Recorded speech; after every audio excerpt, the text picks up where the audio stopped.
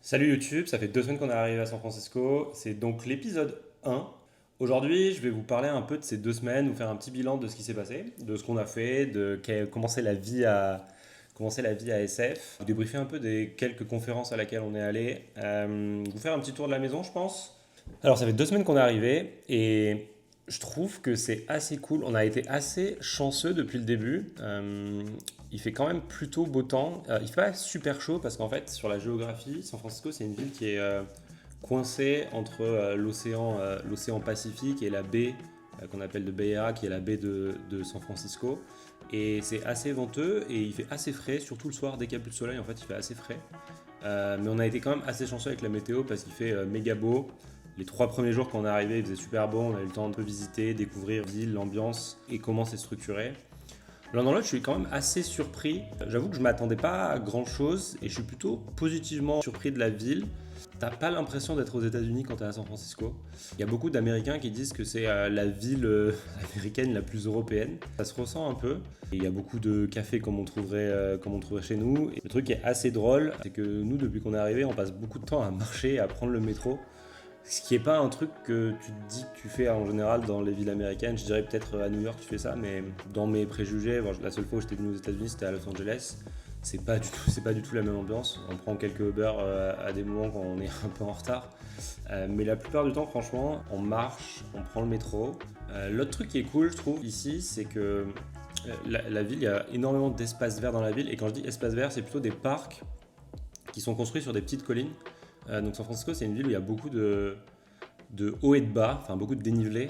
Et l'avantage, c'est que souvent ces dénivelés, c'est des collines dans lesquelles, et des parcs dans lesquels tu peux aller. Et ça donne une vue assez stylée sur la ville. Il y en a un peu partout essaimé sur la ville. Et donc tu as des jolis plans, des jolies vues. Il y a une colline qui est pas très loin de la maison, Bernal Heights. Et on y va assez souvent pour courir. Alors la montée est un peu rude, c'est 100 mètres de dénivelé pour monter.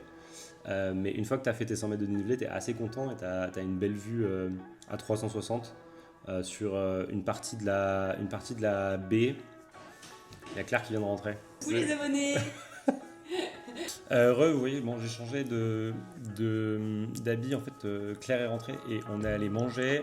Donc, comme je vous disais, ça fait 2 semaines qu'on est arrivé. On a fait pas mal de choses assez différentes. Le premier jour, quand on est arrivé, il faisait assez beau. Du coup, on a passé quand même 2 petits jours à aller visiter, regarder un peu dans notre quartier, les 2-3 attractions touristiques. Il y a un endroit qui s'appelle les Painted Ladies. C'est des maisons sur une petite colline qui ressemblent globalement à toutes les maisons de SF, mais elles sont considérées famous. Du coup, on est allé là-bas. On est allé sur le port où il y a des otaries qui sèchent au soleil. On est allé aussi à un endroit un peu surélevé où on voit Alcatraz. Les gens mangent assez tôt. Honnêtement, j'étais habitué à la vie à Berlin où les Allemands mangent à 18h. Mais ici, ils mangent encore plus tôt, quoi. On est allé à des événements où il y a des pizzas pour manger à 16h. Même à partir de 22h, les restos commencent à fermer. Ouais, donc pour vous dire, donc ça c'est le planning. Au début, on a fait un peu de tourisme les 2 premiers jours, le samedi, le dimanche. La semaine d'après, on a quand même globalement bossé. On a eu quelques réunions et on a fait pas mal de confs. On a eu une conf avec le founder de Perplexity, une conf avec le founder de Airbnb. Pas mal d'inspiration ou juste de réflexion pour t'aider à comprendre comment ils réfléchissent, un peu la mentalité américaine quand tu montes une boîte, quoi. Beaucoup de choses, je pense, se trouvent autour de l'exécution et de la résilience par rapport aux facteurs externes. Pour résumer un petit peu là, les 2 confs avec le founder de Perplexity et le founder de Airbnb, la première, franchement, j'ai beaucoup aimé celle du fondeur de Perplexity. En fait, Perplexity, c'est, on va dire de manière très caricaturée, ils essayent de remplacer Google et faire qu'au lieu de faire de la recherche avec des mots simples, tu fais plutôt une recherche en mode chat, quoi. Et donc, ils ont commencé par ça. Ils ont quand même pas mal d'utilisateurs. Je crois qu'ils disaient qu'ils sont à peu près à 30 millions d'utilisateurs aujourd'hui, ce qui est quand même significatif, très loin de Google qui a quelques milliards d'utilisateurs. La vision de Perplexity, c'est de dire que la manière dont on navigue le web va être transformée demain. Aujourd'hui, on navigue le web en tant qu'humain, mais que demain, on va plutôt poser des questions, se poser des questions, et c'est plutôt des IA et des agents autonomes qui navigueront le web pour nous. Et actuellement, je sais pas, Perplexity a annoncé il y a quelques semaines un navigateur web, parce qu'en fait, ils sont dans le créneau de la recherche web, et en fait, pour être l'entreprise première sur le search, il faut posséder aussi le navigateur web. Du coup, ils ont aussi annoncé leur propre navigateur web. L'idée, c'est que dans leur navigateur web, tu puisses embarquer plus facilement des agents. En ce moment, il y a une grosse discussion autour de ce qui s'appelle les MCP, donc Model Context Protocol, qui permettent aux IA de leur donner la capacité d'exécuter des choses en dehors de leur contexte d'IA. Donc par exemple, si je suis dans ChatGPT et d'envoyer un message sur WhatsApp à quelqu'un, ça c'est une capacité qu'offrent les MCP, c'est des serveurs qui tournent soit en local, soit dans le back-end. On va dire donne des bras aux IA. Et la vision du founder de Perplexity, c'était de dire les MCP c'est cool, mais en fait, la plupart des choses qui se passent aujourd'hui sur Internet, c'est sur des sites web. Et la chose la plus importante qu'ont besoin de faire les IA, c'est de savoir scroller dans une page web et de savoir cliquer dans une page web. Et du coup, il y a toute cette tendance autour de ce qui s'appelle le browser use, donner des capacités aux IA de utiliser la souris de l'ordinateur pour faire des choses, ou utiliser la souris dans un onglet pour faire des choses. Et Perplexity est, je pense, en train d'aller dans cette direction. Et moi, ça me fait me poser plein de questions sur c'est quoi le futur du web, quoi. Parce qu'aujourd'hui, on a l'habitude de naviguer sur Internet dans un navigateur, dans un onglet, de scroller. Mais ce qu'on voit, c'est que les interfaces de chat sont en train de prendre le dessus sur la navigation sur Internet. Beaucoup de gens commencent à utiliser le chat pour faire des choses, pour poser des questions à Internet. Potentiellement, un des futurs, c'est que le chat devient le navigateur web de demain, quoi. Et donc, plutôt que d'ouvrir un onglet, tu ouvres une conversation de chat, tu poses une question au chat, et ton site web se trouve embarqué dans le chat plutôt que dans un onglet à l'ancienne. Je pense que c'est une des visions que OpenAI et les entreprises de chat vont essayer de pousser pour concurrencer en fait le monopole globalement de Google qui est le point d'entrée de la navigation web d'aujourd'hui, quoi. Pour ceux qui montent une boîte aussi, il y a un truc qui était intéressant. Ce qui tue les startups, c'est pas tellement les compétiteurs, c'est plutôt juste les startups elles-mêmes, le fait que les founders ont plus envie d'aller dans la même direction, le fait qu'ils aient plus d'argent, mais c'est rarement les compétiteurs, quoi. Il faut rarement se concentrer sur la compétition parce que le vrai sujet c'est plutôt l'exécution. Ensuite, on a aussi eu une conf où on est allé avec le fondeur de Airbnb. J'ai pas grand chose à en retenir à part que le fondeur est un personnage. Sa qualité principale, je dirais, à lui et son cofondateur, c'est la résilience. Airbnb, je pense que ça a été beaucoup de hauts et de bas. Donc voilà, donc ça, c'est deux petites confs qu'on a fait ces 2 dernières semaines qui étaient assez intéressantes. Je pense que j'aurai d'autres trucs à partager sur monter une boîte, mais ça viendra dans les prochaines semaines. Avec Claire, on a aussi eu quelques petits rendez-vous et on est notamment allé chez DoorDash. C'est un service de livraison de courses à domicile qui, je pense, est devenu très gros aux États-Unis. Et pour vous dire, par rapport à la data et par rapport à nous, ce qu'on connaît, ils ont une équipe d'analytics de 200 personnes avec plus à côté de ça 100 data engineers. On a discuté avec la personne qui s'occupe de l'analytics. Un de leurs gros sujets à eux, particulièrement, c'est comment faire de l'analytics exploratoire. C'est là-dessus où ils ont un assez gros blocage, quoi, parce qu'ils ont beaucoup de modèles, ils ont une complexité sur les modèles, et quand les analystes ont besoin de faire de l'exploration, bah, en fait, ils sont perdus sur la quantité de choses, quoi. Ce qui est assez drôle, parce qu'en fait, si on fait le parallèle avec ce qu'on a en général, même sur des organisations plus petites, c'est exactement le même problème. Donc voilà, ça c'était sur la partie plutôt extérieure et donc personne qu'on a rencontré. Après, par rapport à Nao, c'est assez cool. Donc là, ça fait 2 semaines qu'on est arrivé, on a pas mal bossé. Et donc aujourd'hui, la manière dont on est organisé, c'est ici, on fait des daily tous les matins à 8 heures, ce qui correspond à 17 heures en France, où on organise un peu notre journée. On planifie ce qu'on va faire. Semia, qui est en France, nous dit plutôt, elle, ce qu'elle a fait. On priorise au jour le jour quand même, parce qu'en fait là on a une deadline où la semaine prochaine on est au Data Council. Je vous ferai un vlog sur le Data Council et j'essaierai d'interviewer des personnes que je vais croiser là-bas. Plus vous raconter quelle est l'ambiance d'une conf data qui est assez, enfin que je trouve assez iconique aux États-Unis. Donc récemment là on a vachement priorisé des développements sur Nao pour le Data Council, parce qu'en fait on fait une démo on stage 22 à 19 heures. Et l'idée, c'est qu'on ait quelque chose qui résonne pour les équipes data et qu'on peut installer sur place pour récupérer des premiers utilisateurs. Donc, je vous raconterai la semaine prochaine comment ça s'est passé.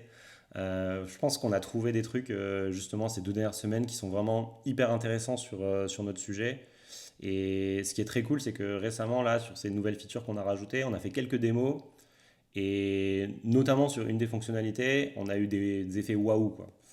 Et ça, c'est trop excitant quand tu développes un produit, que tu cherches des idées, et quand tu fais une démo et que tu entends la personne qui fait waouh quand tu le montres, ça donne de l'adrénaline et ça te donne envie de creuser ce truc-là parce qu'en fait, c'est ce que tu veux provoquer quand tu développes un produit. Où on est, c'est assez drôle. La vague de l'IA est vraiment en train d'arriver partout. Tout le monde est en train de bosser sur des agents IA ou des trucs autour des MCP et de l'orchestration autour des agents. Et le terme qui est vraiment à la mode, c'est le vibe coding.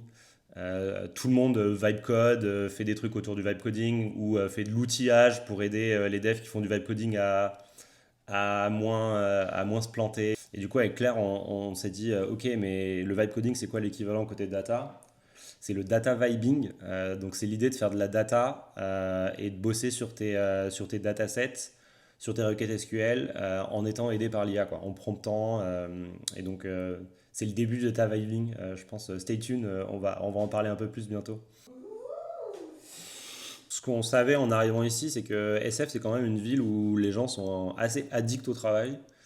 Littéralement, il y a quelqu'un avec qui j'ai parlé qui a vécu à Berlin, qui est américain, qui a vécu à Berlin, qui est vu rentrer aux États-Unis et à San Francisco il y a un an. Et quand je lui ai demandé son impression de la ville, il était en mode c'est super, mais c'est le travail, quoi.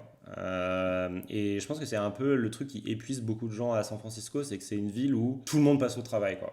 Là, on est samedi, tout à l'heure, on allait chercher un café. Dans le café, les gens ils sont tous sur leur ordinateur à travailler, quoi. Pareil, genre ça, c'est le truc qui est très drôle. C'est la semaine dernière, on allait à un brunch.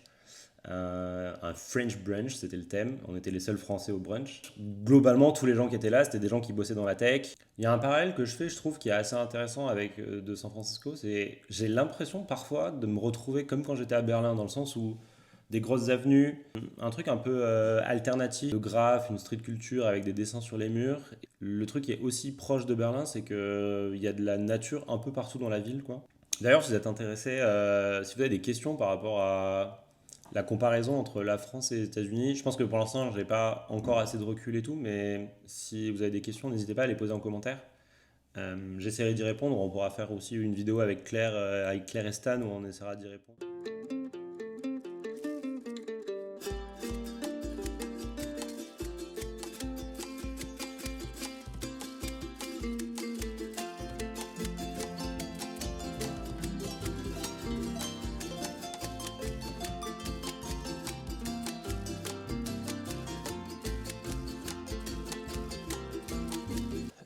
Du coup, ce que je vous propose, c'est de faire un petit tour de la maison parce que je ne l'ai pas fait, au moins pour vous accueillir avec nous sur cette aventure. Donc ça, c'est le couloir. Là-bas, il y a la porte d'entrée. Je ne vais pas trop aller là-bas parce qu'il y a les 3 chambres, la salle de bain. Donc ça, c'est la cuisine. Franchement, c'est plutôt agréable. Donc là, il y a un petit plan de travail, évier, de quoi cuisiner. On a un bon grand garde-manger. Ensuite, il y a une pièce ici où on peut faire nos machines, gérer les poubelles. Là, il y a une porte pour sortir dans l'arrière-cour. Je dirais juste après, il y a un petit jardin qui est assez agréable. Là, c'est la pièce où tout se passe, quoi. Là, c'est là où on crée Nao.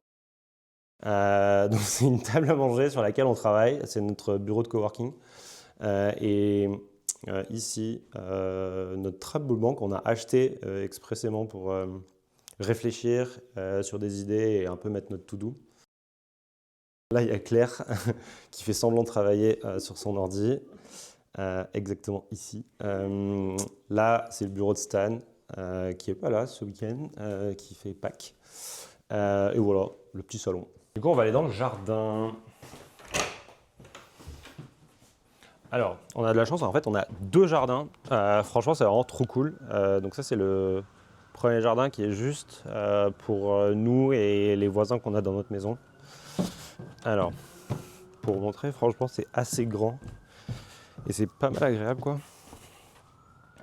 Du coup, quand il fait soleil, on se fait des petits repas du midi et du soir sur cette table ici. Bon, là, le soleil, il s'est couché. Là, on a un citronnier. Mate la taille du citron.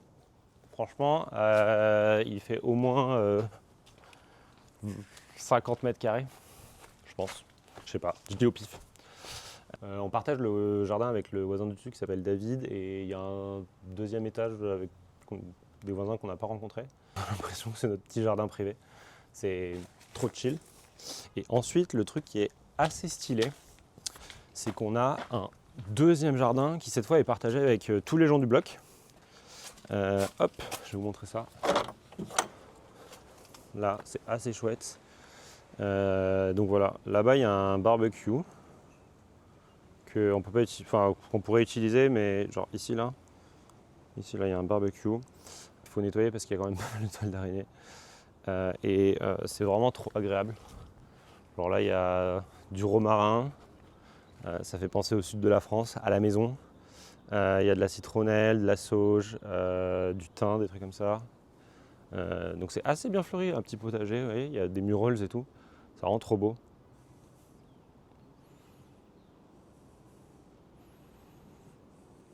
Et voilà. J'ai même fait une petite session de yoga là sur ce petit ponton là. C'était vraiment assez chouette. C'est assez agréable quoi. Genre j'étais là, hop, comme ça, mi-agréable, mais quand il fait soleil, c'est vraiment très agréable.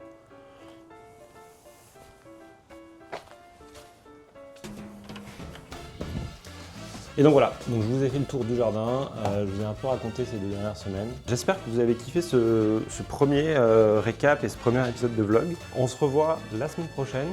La semaine prochaine, ce qui sera très cool, c'est que je vais essayer de vous vlogger tout le Data Council, de vous raconter un peu ce qui se passe dans la data. Donc ce sera un épisode qui sera un peu plus data. N'hésitez pas à mettre un like, un commentaire et on se voit la semaine prochaine. Bisous!